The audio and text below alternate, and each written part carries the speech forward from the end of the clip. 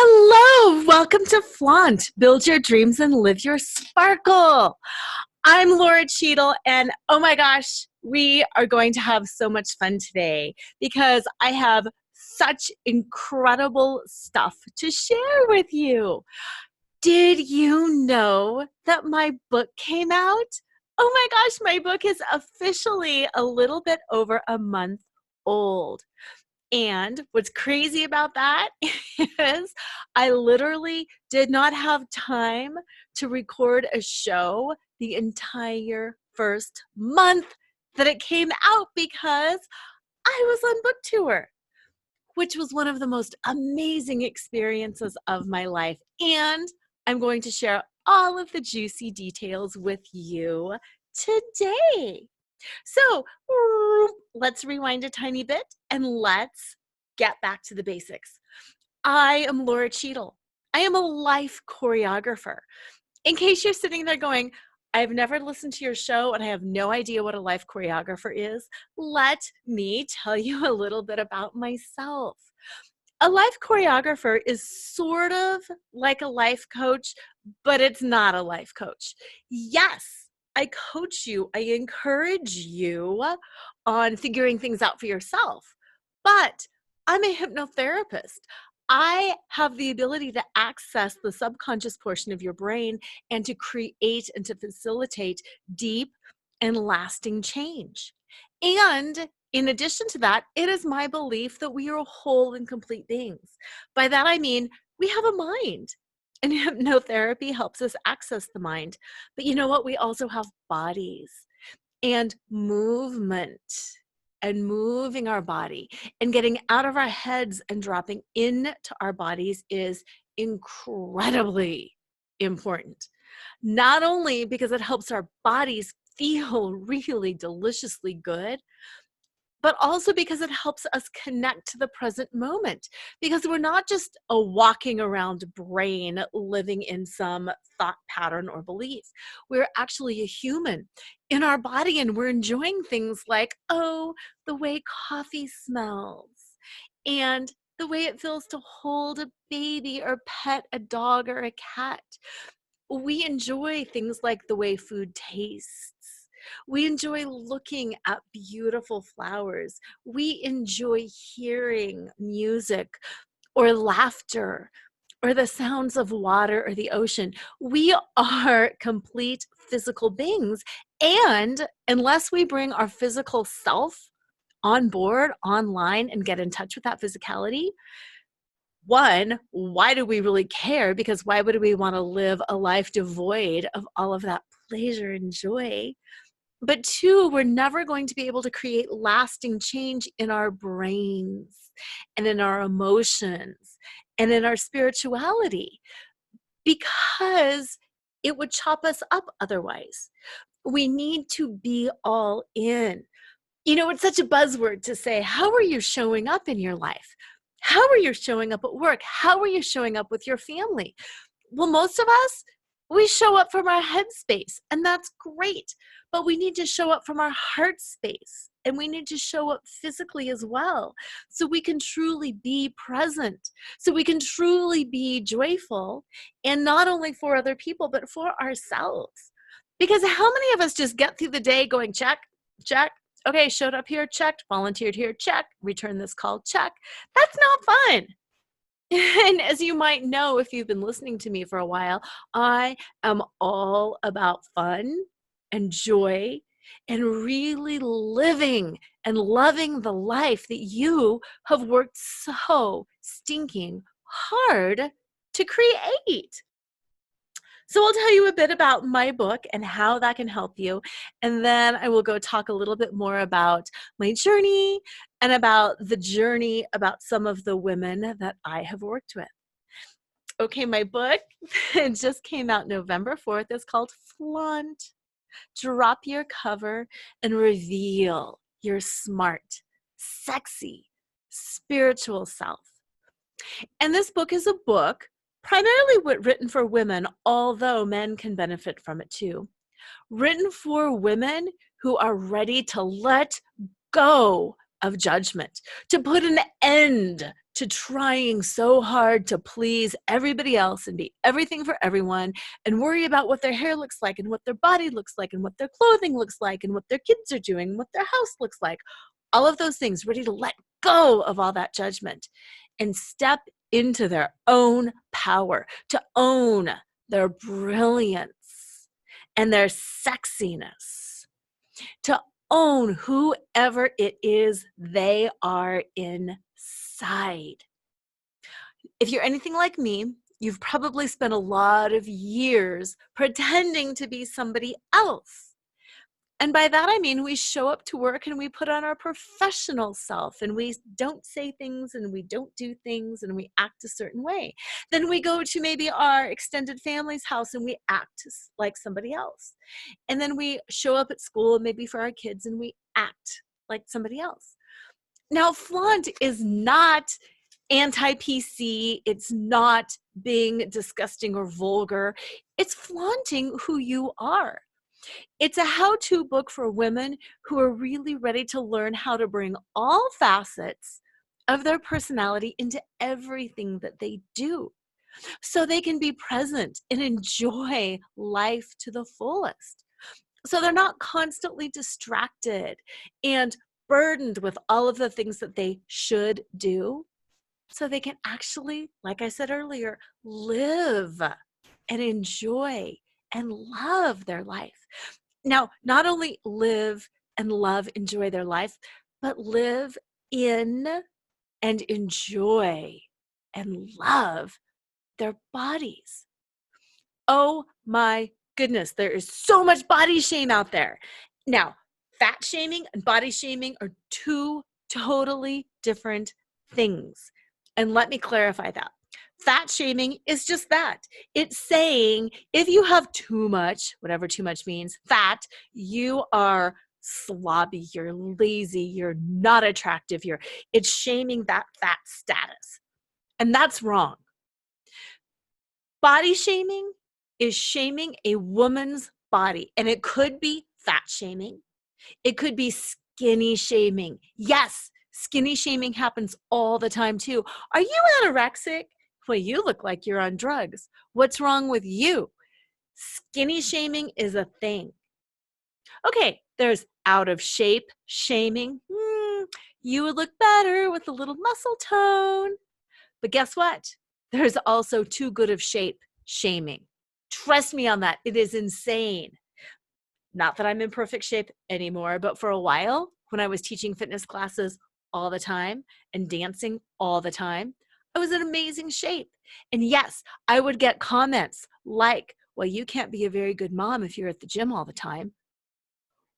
What? What? Excuse me? I am a former corporate attorney.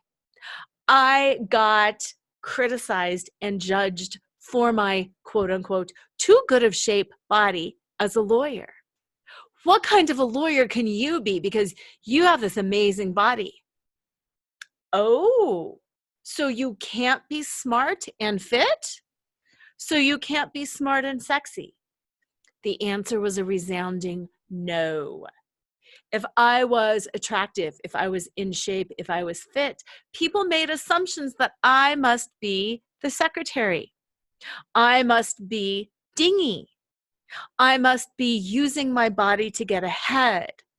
How could somebody take me seriously if I had biceps? Because biceps and brains clearly don't go together. There's tall shaming. Tall women are shamed. There's short shaming. Short women are shamed. There's hair color shaming. There's crow's feet and wrinkle shaming. There's no thigh gap shaming.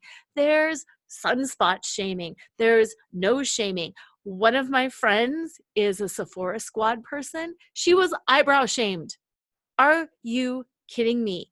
I mean, eyebrow shamed to the nth degree in the form of probably 1,000 online comments critiquing her eyebrows and saying they didn't like her makeup tutorial because of her eyebrows. My incredible, amazing speaking coach was recently online shamed horrifically. What did she do? She did two things. One, she's naturally skinny. Oh my gosh, can you imagine? Now, to add insult to injury, she's skinny. She has got a daughter. Ooh, I know. And she had pictures of this gorgeous dress that had a black sheer panel from about her neck to maybe 4 inches above her belly button. So it showed a gap of what, maybe 3 inches from her collarbone to above her belly button. So it showed the skin between her boobs underneath a black sheer panel. Oh my gosh, she was shamed for that. Ridiculous. That is body shaming. It has nothing to do with anything other than shaming women for having bodies. Okay, my book talks a lot about that. Again, it's flaunt. It's let's flaunt our bodies. We're women, we have bodies. Flaunt your freaking body.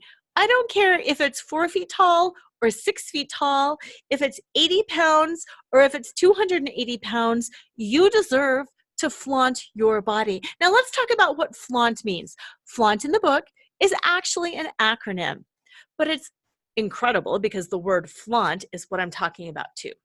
The acronym is for find your fetish, laugh out loud, accept unconditionally, navigate the negative, and trust in your truth. But it's all about flaunting who you are, not who you think you should be or who other people tell you that they think you should be.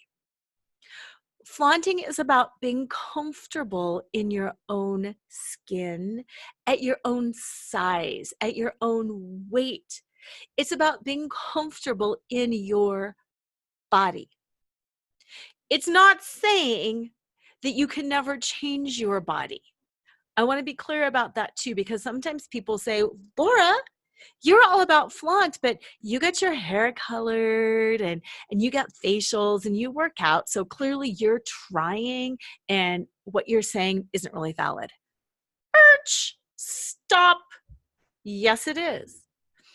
I am comfortable in my body and I choose to wear makeup because I like it. I don't think it defines me, and I don't want to be told that I have to wear it, and I don't want to be told that I can't wear it. Sometimes I color my hair, sometimes I don't. It is my choice. And I don't think anybody has any room to comment on my hair one way or the other. If I ask you, do you like it better with blonde highlights or with the brown lowlights? That's a valid question. Or if somebody might say, you know what, I really like it when you do this. I think it looks better. That's great. It's just not about judging what other people do. If you want Botox or fillers or eyelash extensions or anything, have at it. But I want you to do it for you because you enjoy it, because you like the way it makes you feel. Whatever the reason, not because like you feel like you have to have it. So I hope that makes sense. And that's what flaunt is all about. It's about showing up comfortably as yourself in all situations. When I said it's not necessarily about being anti-PC or inappropriate, what I mean by that is if you are going into an elementary school, of course you're not going to be dropping the F-bomb.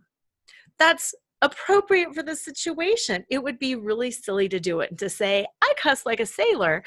Great, good for you. You can still be appropriate for the situation and you can still show up authentically as yourself. Same thing with work. When I was a lawyer, if I went to court, no, I'm not going to wear blue jeans and a cutoff t-shirt and funky leopard stilettos with like a bandana tied on my head. I'm not going to do that. That's not appropriate for the situation. I'm still going to show up as me in my full personality. I'm still going to allow my soul to sparkle and to shine through, and I'm going to be appropriate for the circumstance. And that's what flaunt is all about. I'm just going to do the shout out. My friend, who is the Sephora Squad leader, Roxy Starr, she's beautiful. She is appropriate. She does the makeup tutorials. She wears the lashes. She does the contouring. She does all of that. Her jam on that is for being over 40 and doing the makeup.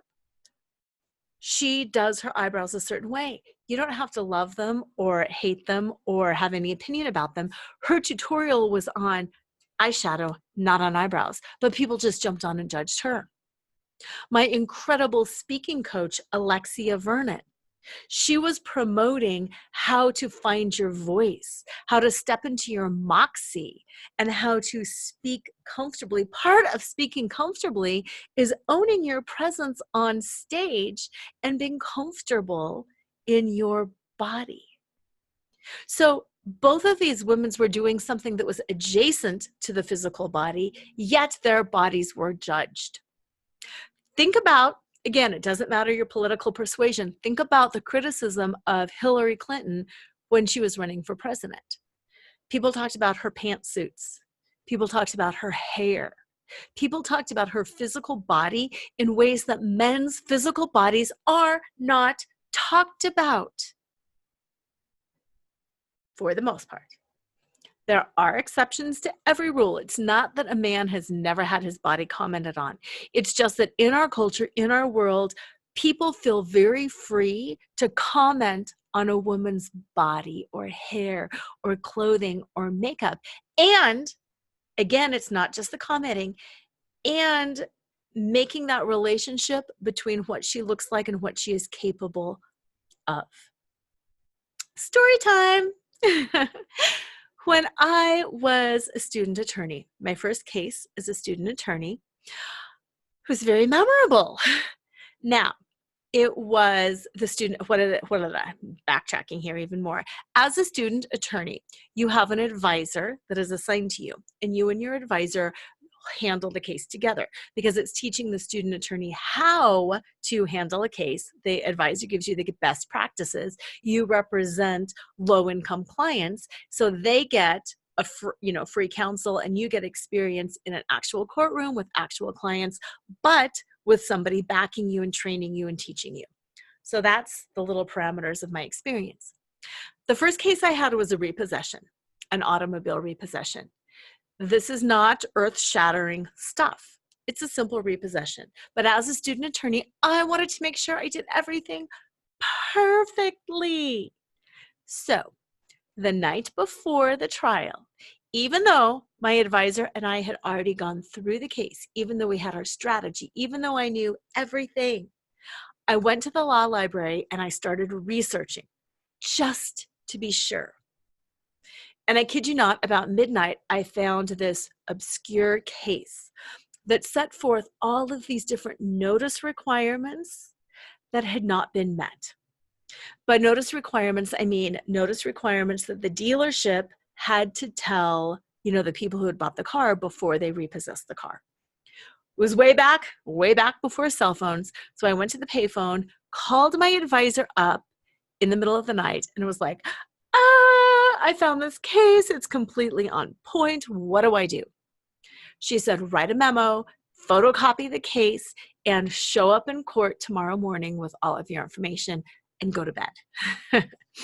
So I did. I photocopied the information. I wrote up a little memo explaining why that case was applicable to the fact pattern in my case. I went to bed for about 2 or 3 hours, and I showed up in court the next morning.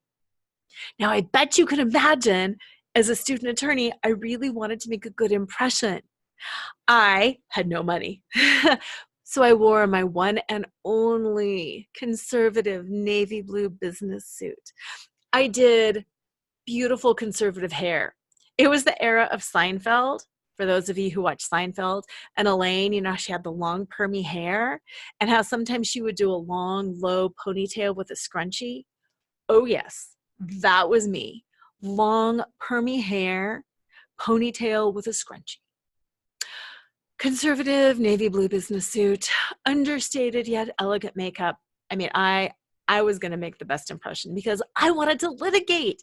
I wanted this to be my career.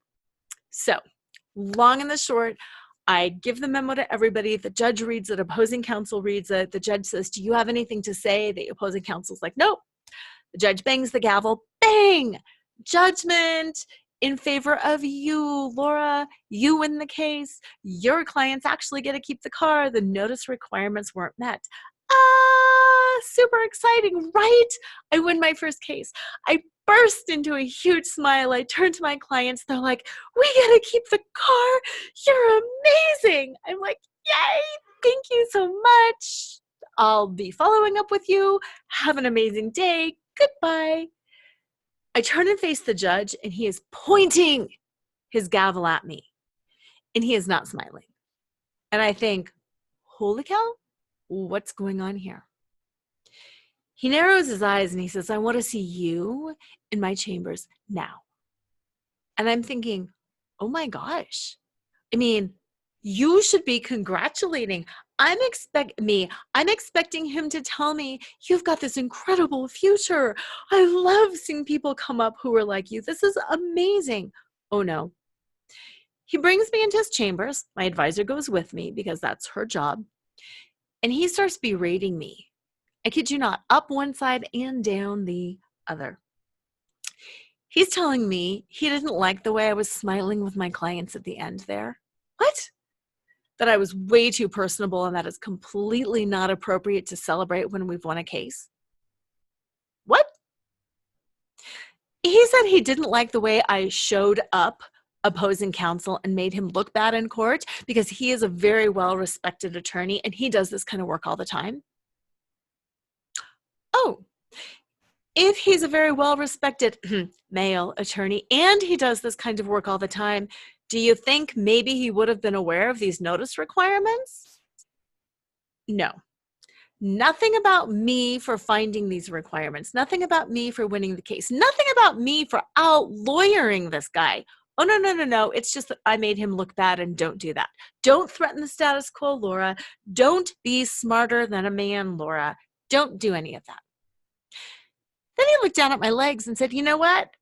You're young and you're in shape, and maybe you'd be better off if you wore pants instead of skirts because it was hide those legs. Oh, wow. Didn't see that one coming. And then he said about my hair, you know what? You've got long hair. I think you should wear it up, not back, but up. You would be taken much more seriously if you wore your hair up. Again, that kind of judgment does not happen with men. Nobody goes to a man and says, people are going to think you look stupid because your hair is gray. People are going to think you are stupid because your pants are, or you're wearing whatever it is. That doesn't happen with men. And that's the kind of body shaming that I'm talking about. That's the kind of body shaming that I'm passionate about. It's not that fat shaming is good or skinny shaming is good or anything like that. The kind of body shaming that I'm talking about, though, is the shaming for having a woman's body. Whether it's fat, whether it's skinny, whether it's old, whether it's young, women are shamed for having bodies. Now think about that in terms of, sex. Women cannot dress provocatively, or they are judged as being stupid. They are judged as being easy. They are judged as being sleazy. They are judged as being not that smart. They are judged as being bad mothers. They are judged as provoking men to rape them. What were you wearing when the attack happened? We're getting better, but that doesn't matter. We have a lot of dress codes in our society. Dress codes often starting in elementary school that are kind of based on being modest and being conservative and not distracting boys. My kids in high school, I've got 2 boys, they're older now, but in high school, one of the things was, and I'm not saying I like this fashion statement, the girls would have the thong that comes up above, the low-rise jeans, and then the thong is high, so then you can kind of see the thong. The dress code was written that the girls can't show thongs because it distracts the boys. No. showing your underwear is icky. Whether it's boys wearing the boxers and having their bands buckled around their thighs, or whether it's the girls showing the thong, showing no underwear is a great gender-neutral dress code. But saying girls can't show a thong because it'll distract the boys teaches girls and women that we are responsible for the behavior of others, and we are never responsible for the behavior of others. Another dress code is spaghetti straps. Again, men don't really wear spaghetti straps. Is it the covering of the shoulder, or does it have to do with the sexuality of it, that women are being seen as too provocative? And what is the message that young girls are getting?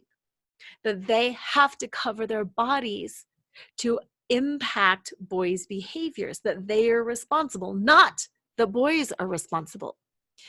If it is true that spaghetti straps distracts boys, then what we need to do is work on the boys. We need to work with the boys and teach them how to look at female body parts and to stay focused. How to look at female body parts and not be triggered. How to look at a scantily clad female and judge her as a human with a heart and a soul, not as a piece of meat. The problem is not with the girls and the women. The problem there is with the men and the boys. Now I'm going to give you a little story, and I hope this story triggers you just a little bit, because it's important to be triggered so we can move into understanding our beliefs. As you know, if you've been listening to me for a while, I'm a former corporate attorney. I'm smart. I was at the top of my class. I've got it going on. I'm fine. I'm in shape. I have danced my whole life. I teach fitness. I personal train. But I'm in shape. And that's okay too. And guess what else? I'm an ordained minister. I'm intuitive or psychic, whatever you want to call it. And I'm very spiritual. I'm not religious, but I'm very spiritual. So I've got that smart piece. I've got the sexy piece. And I've got the spiritual piece. And most of the world doesn't think those three things can coexist. Okay, so we're going to go into the sexy piece because this is triggering. And I want it to be. I dance burlesque. For those of you who don't know what burlesque is not stripping. Let me repeat that about 200 times. Burlesque is not stripping. Burlesque is a parody. It's a mockery. Shakespeare's Midsummer Night's Dream is a burlesque. A burlesque can be a book, a movie, an opera, a play, a work of art, or the vaudeville striptease burlesque routine. Often it involves the removing of clothing because nudity is taboo. In particular, sexy female nudity is taboo. Because burlesque pokes fun at the status quo, it uses the removal of some clothing, not all clothing. Burlesque is never about getting naked, but it will use the removal of clothing to prove that point, to push into the mockery of the fact that we are uptight about women's bodies. Now, to prove that point, think about this. Breastfeeding in public. Ooh, very controversial, right? What if somebody accidentally sees a female breast and she's nursing? Gross, icky. Don't do that here. I don't want to see that. Even though that's what boobs are for, and that's literally their function on our body. But movies, TVs, shows, HBO, magazines, all of these things, the Victoria's Secret fashion show, the Sports Illustrated cover, show them off. Yes, flaunt them, get them out there, less clothing. We're all for nudity in that situation. But when it comes to breastfeeding, people get squeamish. Okay, that's funny. It just is flat out funny. And that's the kind of thing that burlesque would poke fun of. We're all hypocritical. All humans are hypocritical. And burlesque takes that hypocritical stuff and it shows us how really funny it is, because it is funny. So that's what burlesque is. And I'm a burlesque dancer and I love it. We can have an entire show on that. But I also, like I mentioned, have 2 boys who are now young men. Growing up, they would not see me dance. That's not appropriate. However, they would see my costume pieces on the counter, on the table, as I was creating and crafting them. They would see costume pieces such as sparkly bras and sparkly thong-styled underwear, and things like pasties, the glittery little nipple covers with tassels. They would see those things.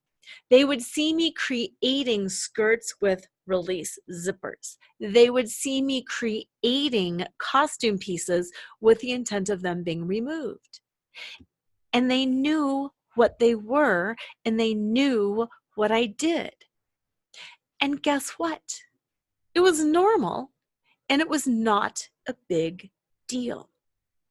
So when they hit puberty and they came of age and they started looking at girls, ask me how distracted they were if they caught sight of a thong or a bra.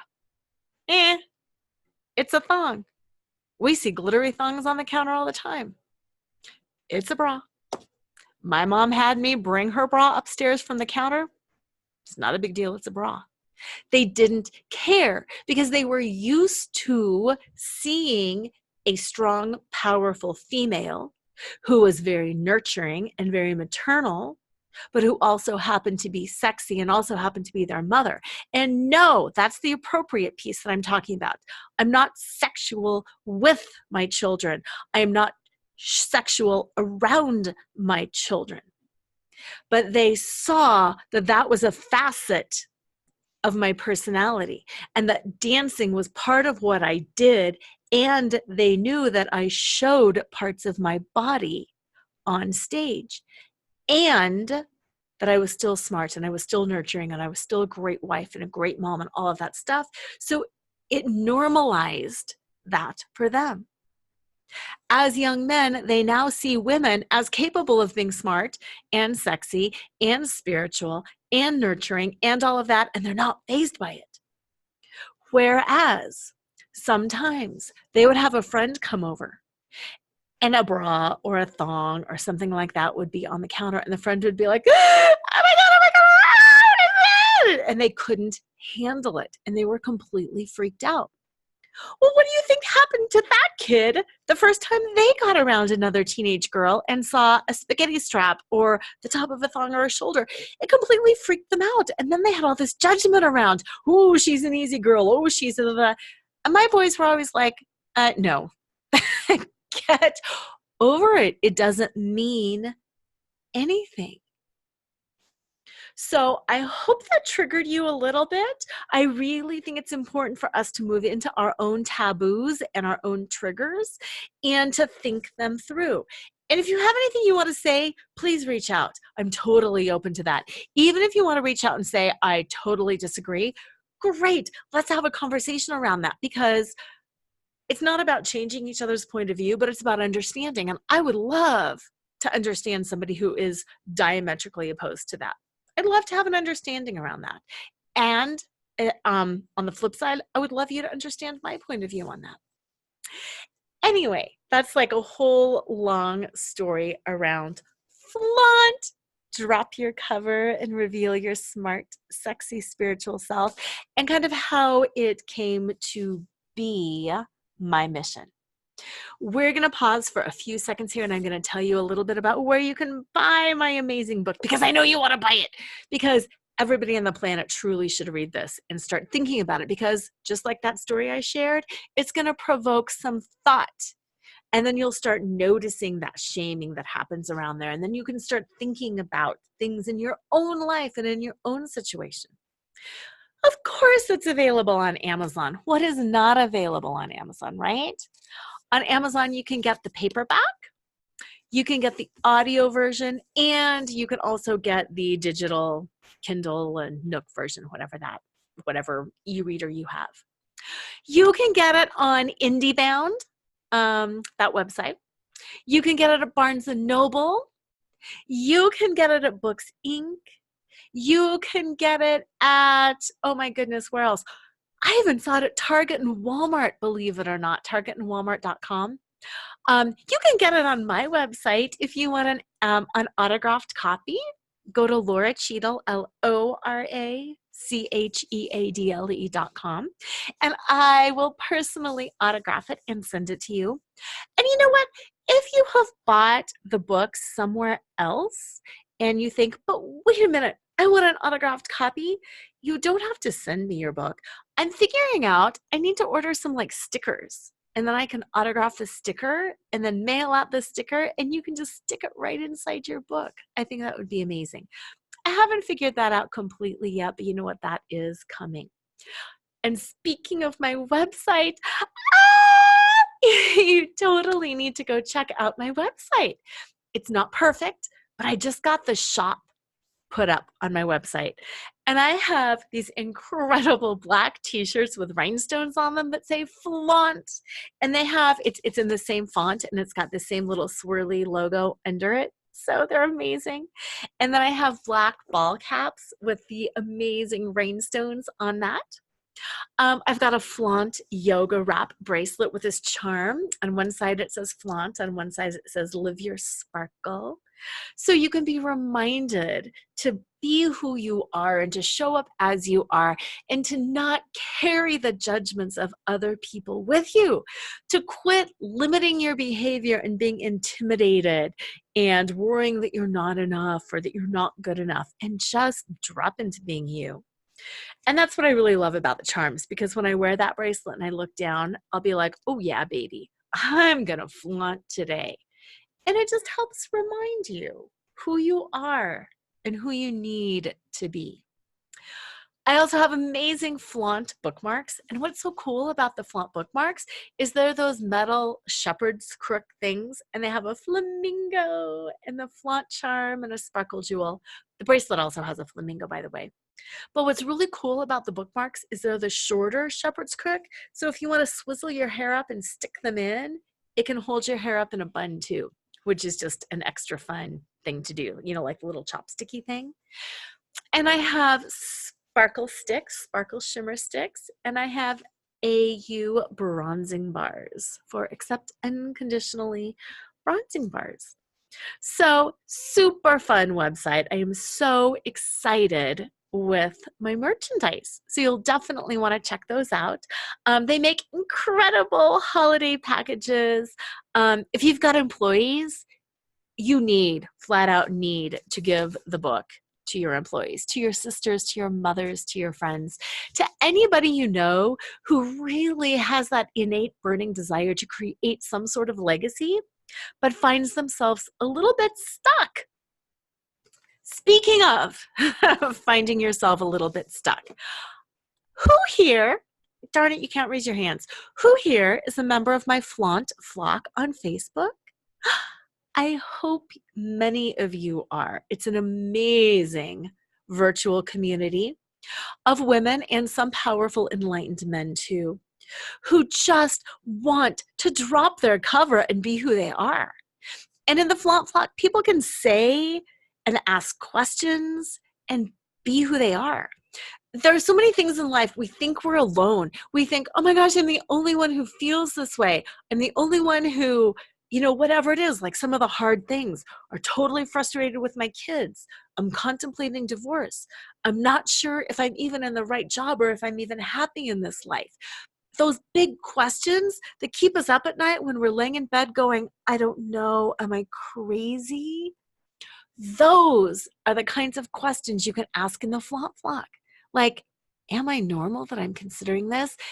And it's amazing because suddenly other women will be like, you are not the only one who feels that way. I worry about that every day. I am whatever it is, a stay-at-home mom and can't stand my own kids, can't wait to get away. I mean, some real raw, vulnerable stuff people say.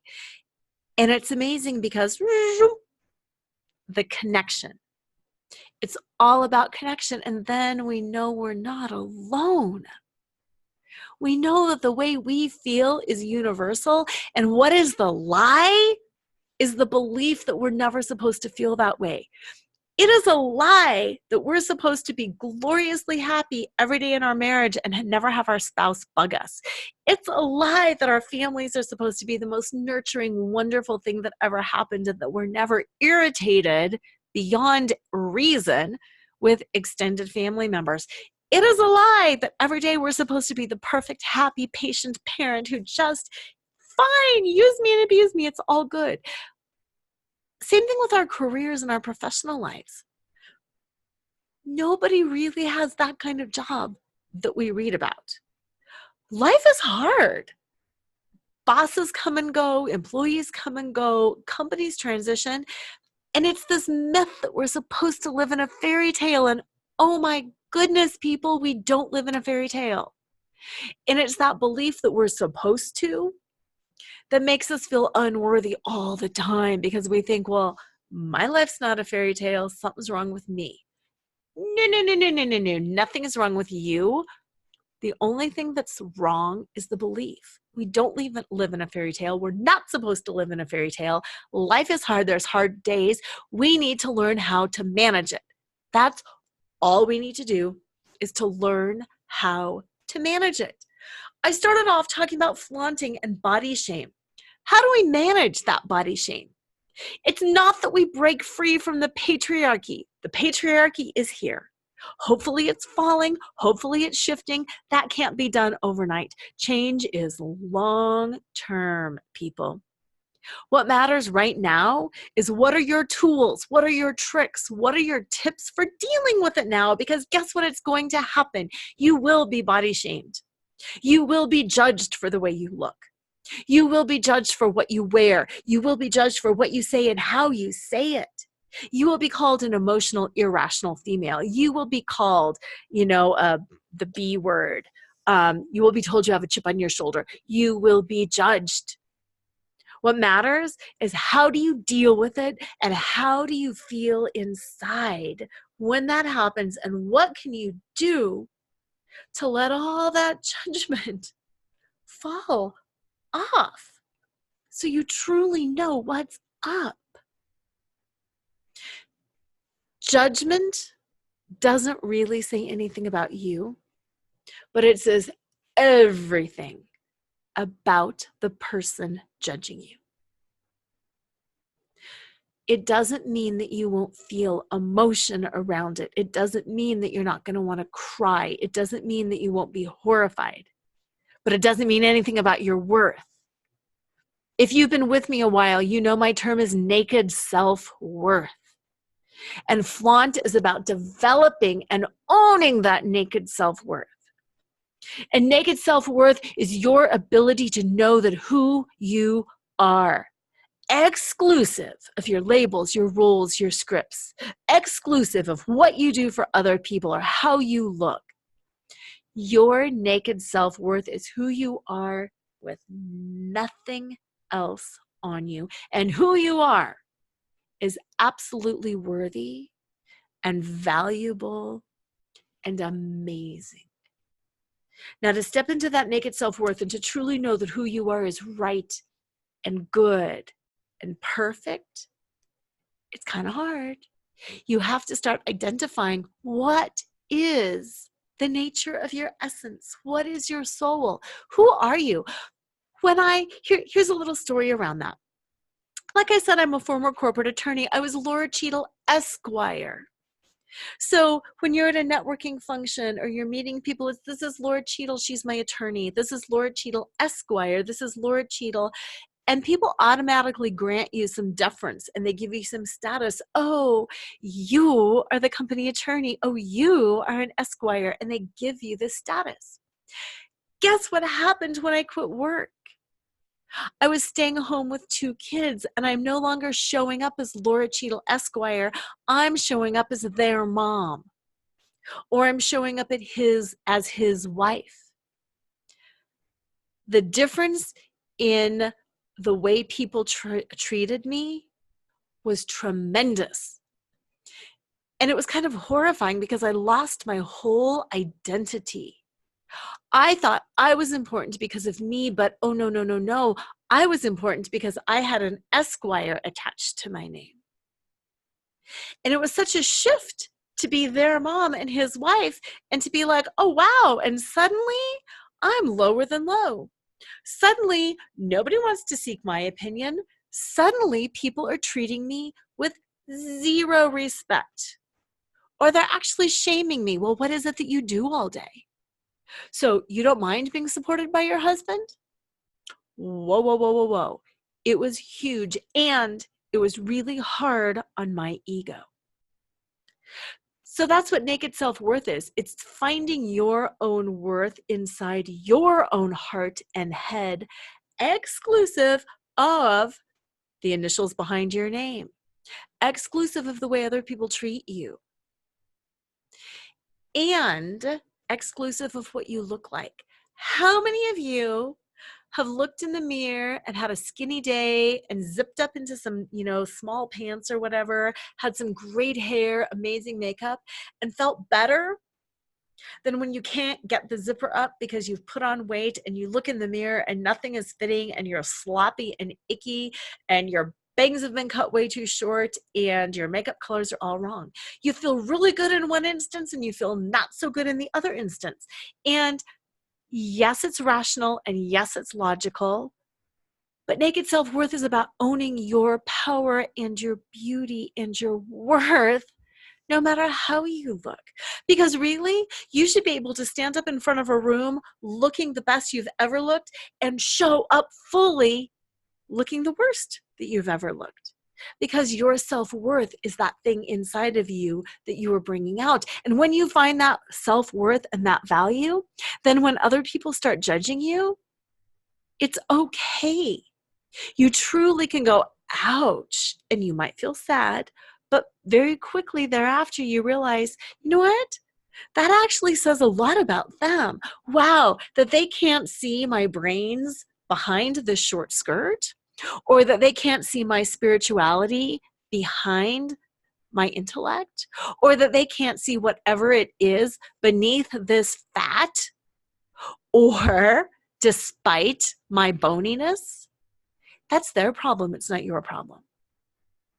And the goal of having naked self-worth is to just step fully into who you are and to roll with all of the stuff that happens to you in life. Because like I said, life is hard and we don't live in a fairy tale. So how do we manage all of these things that happen?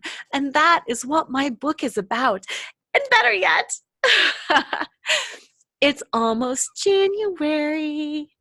Once a year only, I do a 3-month 90 days group coaching program called Find Your Sparkle. And through January, it starts on January 6th, January, February, and March. Once a week, I give you 1 hour of group coaching, and it's all done virtually. So you can live anywhere, you can participate live, or you can watch at your convenience. It's Monday nights, 7 o'clock Mountain is the live call every Monday night for 3 months. Then during the week, I give the entire group a 1 hour of coaching and Q&A via Marco Polo, which is an app that you can just download on your phone. And then once or twice a week, you get an email assignment with some reading and some homework. Now, the first month is recognize and release. It's recognizing and releasing all of those labels and roles and scripts, everything that people have labeled you that you think, that's not really me. It's recognizing and releasing all of those pieces of your identity in your life that you might be done with, but you're not sure how to shed because you still have a job and a family and all of this stuff. It's recognizing and releasing all the things that are you and all the things that are not you, so you can get really solid in who am I and what am I all about and what are my values. The second month is about revealing. Once we've recognized and released, it's time to reveal that glorious, beautiful, sparkly goddess inside. And you know what? Most of us have never stopped and asked ourselves, what do I want in life? Most of us just say, I don't have time to take care of me. I'm busy. It's revealing who you are. It's learning how to express yourself and to show yourself and to ask for what you want and to figure out what your needs are and how to get them met. It's amazing. Lots of tears in this phase. And then month 3 is about re-choreographing. Re-choreographing your life takes all of the pieces of your existing life and it choreographs them. We move them around, we arrange them into this beautiful, cohesive dance. And what's amazing about that is it's re-choreographing. I'm not saying walk out on your marriage, cut out your family, get rid of your kids, sell your house, and move to Mexico. It's these are the pieces of my life that I choose to keep. How do I do that? How do I work full time? And how do I have a fulfilling marriage? And how do I find love? And how do I take care of my family? It's re-choreographing. It's taking what is and structuring them in the most beautiful, juicy, delicious way possible. And that's what we do during those 3 months. It is truly a life-changing process that is going to set you on the journey for the rest of your life. Yes, it's an investment. But what's amazing about that, it is a high 3-figure investment, but this is the last year that it's in the 3 figures. Next year, it jumps way into the 4 figures. So this literally is your last year to invest in yourself. Now, some people say, I don't know, I'm really busy, I've got a lot going on. My response to that is, who isn't? When is going to be the perfect time? When you're in an assisted living home and you're in your 80s? Is that going to be the best time for you? There is no perfect time for anything ever. There's no perfect time to have a flat tire or to have a car breakdown or to have a baby. The point is, if you want to change now, now is the time to do it. Not later, because later keeps being later and then keeps being later and then keeps being later. So if there is any hint of you thinking, you know what? I want to create a legacy. I want to live my life now. I want to be present and happy in my body, and I don't want to worry about other stuff. I'm done. Then I would encourage you to hop on a call with me. Check out my website, loracheadle.com, LORACHEADLE.com. There's a section under Work With Me and it says Group Coaching. You can find out all the information there. The card closes, I want to say December 18th. So if you, perfect Christmas present for yourself, or you can even ask somebody else for it, or you can have some people come together. Perfect Christmas present. But the cart does close before Christmas because I need to get everybody moving. So if you're interested, go to my website and check it out. If you think, oh, this might not be the year, but you still want to check it out, check it out. There is next year. But how are you going to feel in March knowing that these other people have actually got themselves set up for the rest of the year and you're going, yeah, I'm still waiting around for next January? How do you know if you need coaching? Here's how. If you've ever set a New Year's resolution that you didn't 100% keep, then you need coaching. You need accountability. You need a life choreographer. You need a mentor. You need a program. You need structure. You need tools. You need somebody who's been there before to tell you how to do it and what steps to take to get you there. All the information online, like, there's so much there. We could literally learn how to do anything. Brain surgery. We could practically learn how to do brain surgery online. It's all there. But really, without somebody walking you through it and telling you how to apply it and saying, no, this is a little bit different in this circumstance. And over here, we need to do this. Unless you have that teacher or that guide or that mentor, it doesn't tend to work that well. So, LoraCheadle.com. I also have a link there if you have questions and you're thinking, I don't know if it's for me. Let's get together. We can hop on a call. I love the Zoom calls. I do them for 30 minutes. It's totally free. And we can find out if the program is a good fit for you or not. Read the book, Flaunt, Drop Your Cover, Reveal Your Smart, Sexy Spiritual Self, available wherever books are sold. But if you want it autographed, go to my website and read that, flip through it. If it speaks to you, you'll be like, oh yeah, I'm in for the 90-day program. Find the 90-day program, LoraCheadle.com. Work with me 90 days. Thank you so much for being here, for letting me rant about body shame. I challenge you, as you're moving into your life the rest of this week, notice the times when people around you are shaming a woman's body. Notice the time somebody shames you or places that judgment on you, like if you eat this, you must be, if you say that, you must be, if you do that. Notice all of those judgments and notice how it feels in your body. And if you're ready to let go of some of those judgments and step into your power and sparkle like you have never been able to sparkle before, then reach out. I cannot wait to talk to you. Thank you so incredibly much for sharing this last hour with me. I love you all tremendously. Hope to see you on the Flaunt Flock or in my 90-day program or just on email because I have an amazing email list with tons of fun, flaunty, sparkly things out there. So, mwah, I love you. Have an amazing week. And as usual, don't forget to flaunt.